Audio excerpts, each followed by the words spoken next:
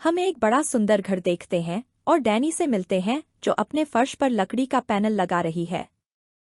वह नीचे जाती है और जब वह चलती है तो एक कैमरा कुछ तस्वीरें क्लिक करता है और यह नियमित अंतराल पर तस्वीरें क्लिक करता रहता है।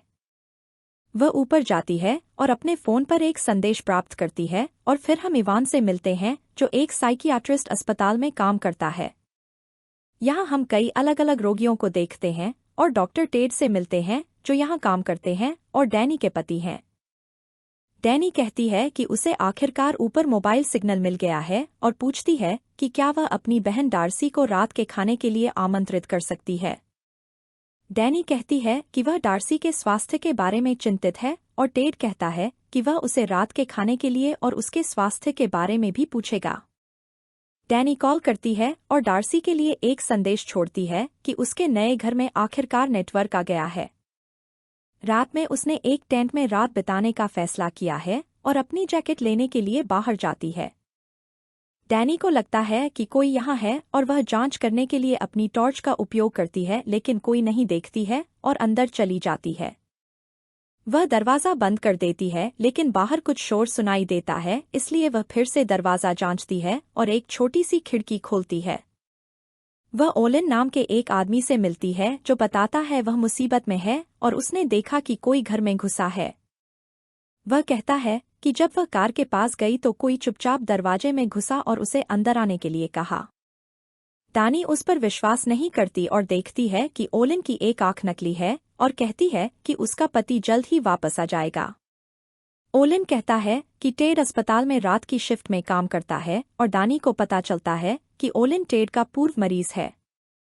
ओलिन कहता है कि उसने किसी की आवाज़ सुनी और जानता है कि डैनी खतरे में है और उसे अंदर आने के लिए दरवाज़ा खोलने के लिए कहता है ताकि वह उसकी मदद कर सके। डैनी डर जाती है और पूछती है कि क्या कोई अंदर है, लेकिन कोई जवाब नहीं मिलता। वह ओलिन से कहती है कि अगर वह नहीं गया तो वह पुलिस को बुलाएगी। ओलिन उसे पुलिस को बुलाने के लिए कहता है लेकिन डैनी कहती है कि उसका मोबाइल बाहर कार में है और ओलिन से पूछती है कि अगर वह दरवाज़ा खोलेगी तो वह क्या करेगा। ओलिन कहता है कि वह अंदर आकर देखेगा और अगर उसे कोई नहीं मिलता है तो वह वहां से चला जाएगा। डैनी इस बारे में सोचता है और दरवाज़ा खोलने के लिए उसकी ओर जाता है और बाद में हम अस्पताल में एक मरीज को देखते हैं। वह कुछ शोर सुनता है और दरवाज़ा खोलता है और कुछ देखता है और डर जाता है और अपने बिस्तर के नीचे छिप जाता है। कुछ समय बाद वह बाहर जाता है और ओलिन की लाश को ज़मीन पर पाता है और उसकी नकली आंख उठाता है। इसके बाद हम डार्सी से मिलते हैं जो डैनी की जुड़वा बहन है जो अंधी है और उसकी एक एंटीक शॉप है जहां टेड उससे मिलने आता है। डार्सी कहती है कि किसी भी चीज़ को न छुए और न ही चुराए क्योंकि यहाँ सभी वस्तुएं शापित हैं और जब कोई व्यक्ति उस वस्तु को खरीदता है तो शाप हट जाता है। वह कहती हैं कि कई लोग जिनके पास चोरी की वस्तुएं होती हैं, जब उन्हें पता चलता है कि यह शापित है तो वे उसे वापस देने आते हैं। डार्सी पहचानती है कि टेड उससे मिलने आया है और हमें पता चलता है कि कुछ महीने पहले डैनी की मृत्यु हो गई है। टेड उससे एक घंटी के बारे में पूछता है जिसे उसने देखा और डार्सी कहती है कि घंटी भूतिया है और होटल में मृत बेलबॉय की है। वह कहती है कि जो कोई भी घंटी बजाता है उसे बेलबॉय द्वारा मार दिया जाता है और टेड उसकी बात पर विश्वास नहीं करता और घंटी बजाने के लिए कहता है। डार्सी कहती है कि यह खतरनाक है क्योंकि घंटी शापित है और घंटी बजाने वाले पिछले 2 व्यक्ति मर गए। टेड उसकी बात पर विश्वास नहीं करता क्योंकि वह एक डॉक्टर है जो विज्ञान में विश्वास करता है और डार्सी घंटी को दूर रखने जाती है। टेड कहता है वह उसे ओलिन की नकली आंख देने आया है क्योंकि डार्सी उसे चाहती थी और उन्हें यह किसी अन्य मरीज के पास मिली थी। टेड को दोषी महसूस होता है कि ओलिन को छुट्टी दे दी गई और उसने जाकर डैनी को मार डाला, लेकिन डार्सी का कहना है कि यह उसकी गलती नहीं थी। डार्सी का कहना है कि वह आंख का इस्तेमाल करेगी और पता लगाएगी कि ओलिन ने उसकी बहन को क्यों मारा और कारण जानने के लिए अपनी तकनीकों का इस्तेमाल करेगी। टेड डार्सी को रात के खाने के लिए अपने पास बुलाता है और उसे बताता है कि उसे याना में फिर से प्यार मिल गया है जो अस्पताल में काम करती है। डार्सी यह जानकर हैरान है और टेड का कहना है कि याना ने डैनी की मृत्यु के समय उसे दुख से उबरने में मदद की। बाद में डार्सी उसके घर जाती है और डैनी से प्राप्त अंतिम वॉइस मैसेज को दोहराती है।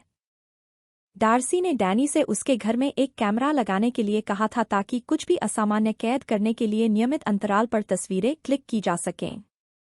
वह चाहती थी कि डैनी एक नए घर में जाने और घर में अपने रेनोवेशंस शुरू करने से पहले सुरक्षित रहे।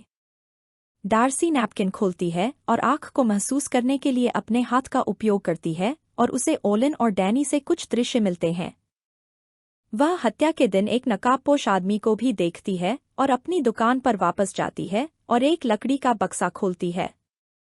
बाद में टेड याना से मिलता है जो उसे बताती है कि वह रात को सो नहीं पाती क्योंकि वह काम कर रहा था और वह अकेली थी। टेड कहता है कि वह जल्द ही दिन की शिफ्ट में शिफ्ट हो जाएगा और देखता है कि याना को डैनी का कैमरा मिल गया है जिसमें उनकी कई तस्वीरें हैं। याना टेड को एक तस्वीर दिखाती है और कहती है कि उसे डैनी की एक तस्वीर मिली है जो 2 दिन पहले ली गई थी। टेड कहता है कि यह एक गड़बड़ी होनी चाहिए लेकिन याना कहती है कि कल रात उसने ऊपर किसी महिला का भूत देखा। टेड कहता है कि वह कल्पना कर रही होगी और भूत जैसी कोई चीज नहीं होती और याना उसे एक बक्सा दिखाती है। वह कहती है कि डार्सी ने यह बक्सा भेजा है और देखती है कि डार्सी दरवाजे के बाहर खड़ी उनका इंतजार कर रही है। वे उसे देखकर हैरान हो जाते हैं और टेड उसे अंदर बुलाता है और उसे याना से मिलवाता है और पूछता है कि वह यहाँ क्यों है। डार्सी कहती है कि टेड ने उसे पिछले सप्ताह डिनर के लिए आमंत्रित किया था और चूंकि आज डैनी की पुण्यतिथि है इसलिए उसने आने का फैसला किया। टेड कहता है कि वह काम पर जा रहा है और याना शहर में रहेगी इसलिए आज रात घर पर कोई नहीं होगा। वह कहता है कि डार्सी को पहले फोन करना चाहिए था। वह पूछता है कि क्या वह उसे घर वापस छोड़ सकता है लेकिन डार्सी पूछती है कि क्या वह यहाँ रह सकती है। टेड का कहना है कि वह अपने मरीजों के कारण काम नहीं छोड़ सकता और कहता है कि वह यहाँ रह सकती है लेकिन वह अकेली रहेगी। डार्सी सहमत हो जाती है और वह लकड़ी का बक्सा खोलती है और टेड और याना यह देखकर हैरान रह जाते हैं कि बक्से के अंदर क्या है। डार्सी कहती है कि यह उसकी माँ का था और वह चाहती है कि टेड इसे उपहार के रूप में ले और टेड उसे धन्यवाद देता है। वह कहता है कि उसे चिंता है कि उसे रात के लिए यहाँ अकेले रहना पड़ेगा और उससे उसके स्वास्थ्य के बारे में पूछता है। डार्सी कहती है कि उसका कैंसर ठीक है और सभी रिपोर्ट अच्छी आई है और टेड उसे बाथरूम दिखाता है। याना डार्सी के लिए कुछ कंबल लाती है और टेड से कहती है कि वह घर में डार्सी को नहीं चाहती। टेड कहता है कि उसने उसे जाने के लिए कहा लेकिन डार्सी ने उसकी बात नहीं सुनी और याना से जल्दी जाने के लिए कहा और काम पर चला गया। याना बक्सा बंद करती है और हम अंदर एक लकड़ी की कठपुतली देखते हैं और डार्सी कहती है कि एक चुड़ैल ने यह उपहार उसकी माँ को दिया था। याना का कहना है कि उसे यह उपहार अजीब लगता है और वह डार्सी से इसे वापस लेने के लिए कहता है और टेड अस्पताल पहुंचता है। वह एक मरीज की फाइल की जांच करता है और उसके द्वारा बनाए गए कुछ चित्र देखता है और उन्हें विचित्र पाता है। बाद में याना अपना सामान पैक करती है और डार्सी को अलविदा कहती है और पाती है कि कठपुतली बॉक्स से बाहर आ गई है। कठपुतली मेज पर बैठी है और उसे यह अजीब लगता है लेकिन वह जाने का फैसला करती है लेकिन उसे अपनी कार की चाबियां नहीं मिलती। वह कार और पूरे घर की तलाशी लेती है लेकिन फिर भी उसे चाबियां नहीं मिलती इसलिए वह रात रुकने का फैसला करती है। बाद में डिनर करते समय याना कहती है वह 2 साल पहले टेड से मिली थी और हम देखते हैं कि कठपुतली अजीब लग रही है और उसका मुंह खुला हुआ है। डार्सी कहती है कि वह एक एंटीक स्टोर चलाती है जो उसे उसकी माँ ने दिया था और वह वस्तुओं को पढ़ सकती है। वह कहती है कि वह वस्तुओं को छू सकती है और मालिक के बारे में बातें जान सकती है और उसके पास मानसिक शक्तियां हैं। याना उससे प्रभावित होती है और कहती है कि उसे रात में यहाँ अकेले रहने में डर लगता है क्योंकि यहाँ डैनी की हत्या हुई थी। याना कहती है कि वह कभी भी किसी अजनबी व्यक्ति को डैनी की तरह घर में घुसने नहीं देगी और उसे बेवकूफ कहती है। डार्सी याना पर गुस्सा हो जाती है और कहती है कि उसकी बहन बेवकूफ नहीं थी और कहती है कि ओलिन ने उसकी बहन को नहीं मारा। हम देखते हैं कि उस दिन डैनी ने दरवाज़ा नहीं खोला और ओलिन ने कहा कि वह शहर जाकर पुलिस को बुलाएगा। वह उसे दरवाजे के पास रहने और उसे खोलने और कुछ भी सुनाई देने पर भागने के लिए कहता है और वहां से चला जाता है। डानी जांचती है कि वह चला गया है या नहीं, लेकिन कुछ शोर सुनती है और मदद के लिए ओलिन को बुलाती है, लेकिन वह वहां से चला गया है। वह सुरक्षा के लिए एक हथौड़ा लेती है और कैमरा देखती है और अपने टेंट में तस्वीरें देखने का फैसला करती है। वह टेंट बंद करती है और तस्वीरें देखते समय उसे एक नकाबपोश आदमी दिखाई देता है। वह डर जाती है और जांच करने के लिए टेंट खोलती है और देखती है कि वही आदमी उसके सामने बाहर इंतजार कर रहा है। वह आदमी दानी को मार देता है और याना कहती है कि टेड ने उसे बताया था कि ओलिन मानसिक रूप से बीमार था और उसने अपनी मां को भी मार दिया था। डार्सी का कहना है कि ओलिन की मां उसे मारती थी और उसकी एक आंख अंधी हो गई थी और उसने खुद को बचाने के लिए उसे मार डाला। याना कहती है कि अगर ओलिन ने दानी को नहीं मारा तो किसने मारा। हम देखते हैं कि दानी की हत्या से पहले इवान ने ओलिन को देर रात प्रार्थना करते हुए पकड़ा था।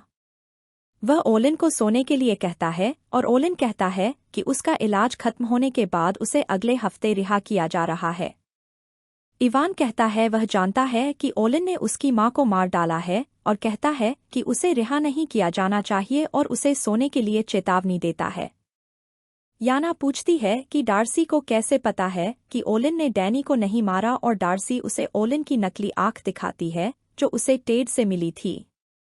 अस्पताल में इवान और टेड शतरंज खेल रहे हैं और इवान टेड से पूछता है कि क्या वह उसके साथ बॉयज ट्रिप पर जाना चाहता है।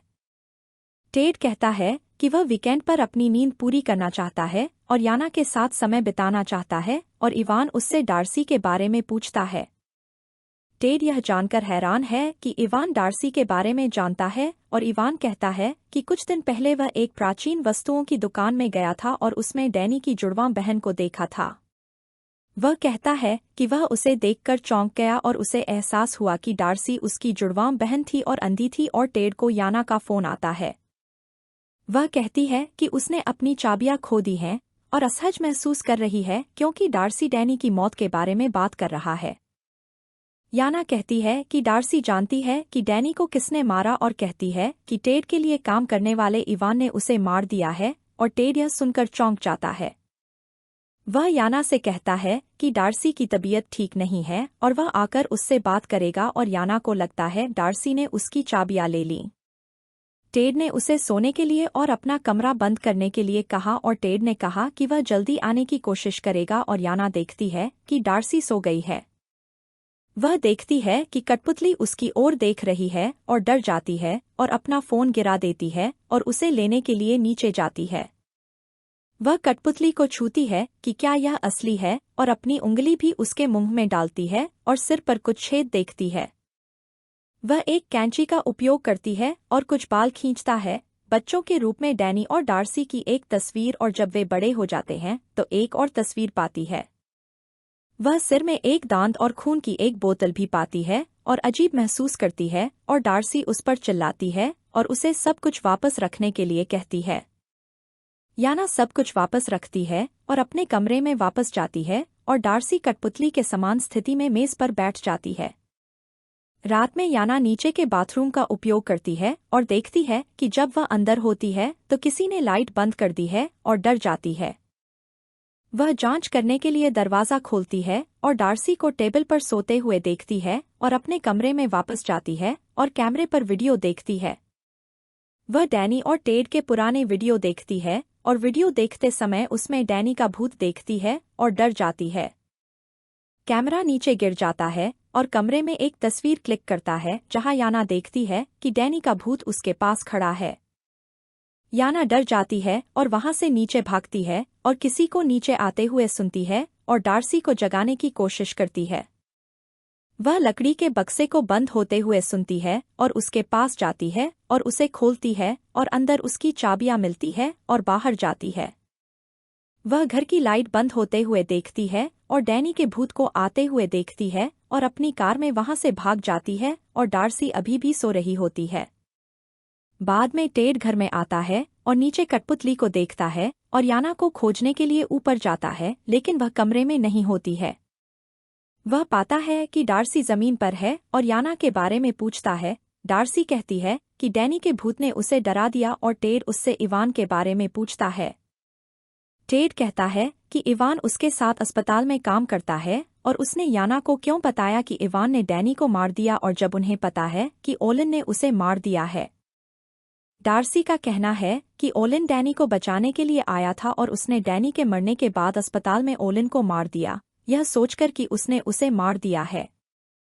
टेड को लगता है कि डार्सी की तबीयत ठीक नहीं है और वह कुछ कल्पना कर रही है और उसे अपने साथ अस्पताल आने के लिए कहता है ताकि वह उसकी जांच कर सके।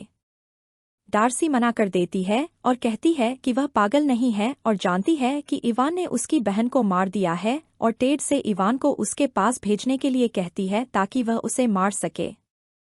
टेड का कहना है कि इवान और डैनी कभी मिले नहीं हैं, इसलिए वह उसे क्यों मारेगा और डार्सी का कहना है कि क्योंकि टेड ने इवान से डैनी को मारने के लिए कहा था।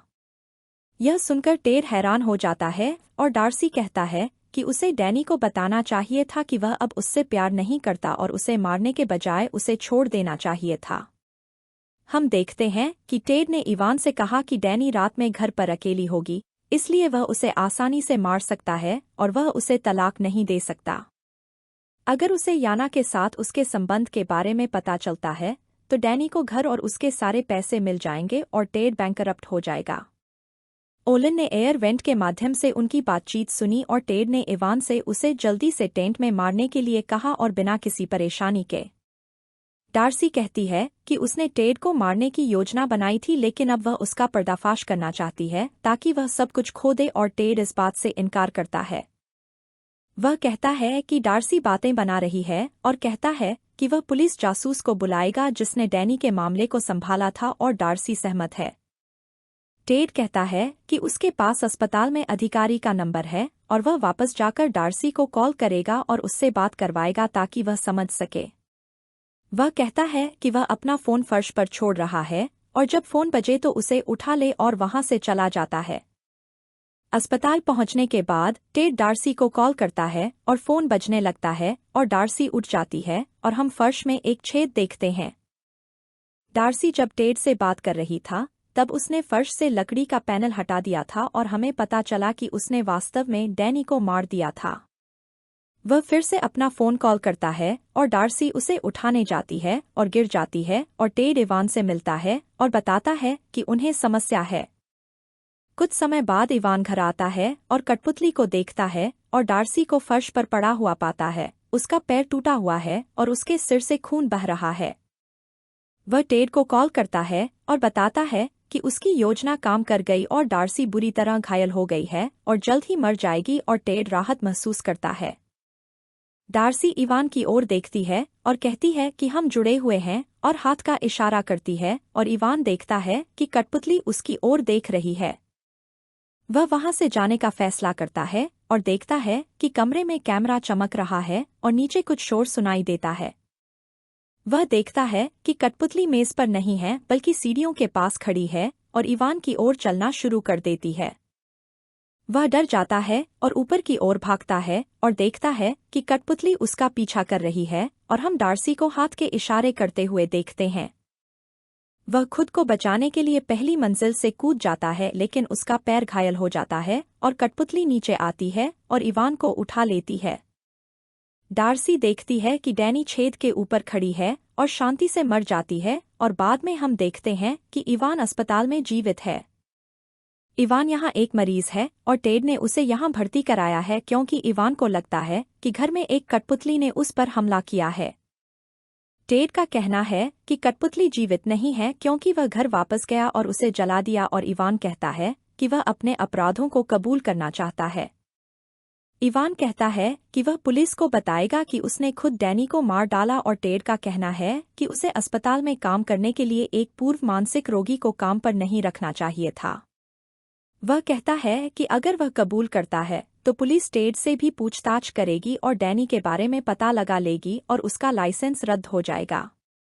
टेड कहता है कि वह इवान को कबूल करने की अनुमति नहीं दे सकता और वहां से चला जाता है और इवान के कमरे में एक और मरीज को छोड़ देता है। यह मरीज एक नरभक्षी है जो इवान के कमरे में आता है और उसके पैर के अंगूठे को काटता है और उसे मार देता है और बाद में टेड याना को फ़ोन करता है। वह उससे कहती है कि वह उसे दोबारा फ़ोन न करे और वह टेड के साथ कोई संबंध नहीं रखना चाहती है और टेड घर आता है और उसे एक पार्सल मिलता है। वह देखता है कि पार्सल डार्सी का है, जिसने मरने से पहले उसे भेजा था, और वह उसे खोलता है और उसमें घंटी ढूंढता है जो उसने उसकी दुकान में देखी थी। वह घंटी को मेज पर रखता है और उसे बजाने का फैसला करता है क्योंकि वह भूतों में विश्वास नहीं करता और उसे बजाता है।